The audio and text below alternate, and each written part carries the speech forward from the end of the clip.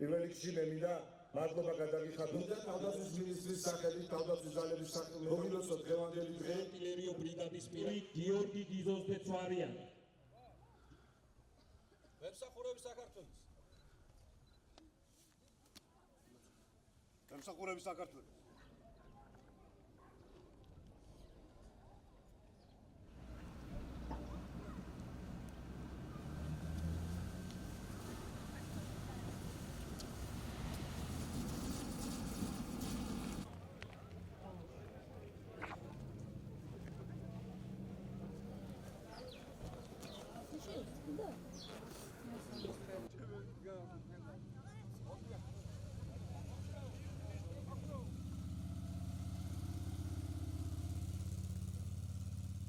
მინდა ყველა არტილერის მიულოცოთ დღევანდელი დღე, მათი ღვაწლი და მათი შრომა ფასდაუდებელია საქართველოს თავდაცვის ძალებისათვის. მინდა ქედი მოვიხარო ყველა დაღუპული სამხედრო მოსამსახურის წინაშე და მადლობა გადაუხადო ჩვენ დაჭრილ და დაშავებულ სამხედრო მოსამსახურეებს.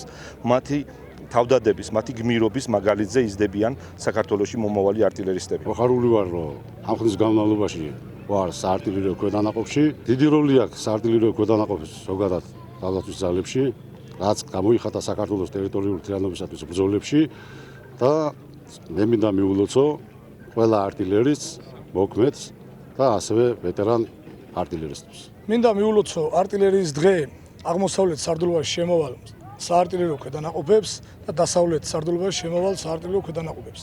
როგორც არტილერისტებს, ასევე მთლიანად თავდაცვის ძალებს მიულოცავ დღევანდელ დღეს. საარტილერიო ქვედანაყოფები ყოველთვის გამოირჩეოდნენ თავისი პროფესიონალიზმით და ამას ამტკიცებდნენ ბრძოლებში.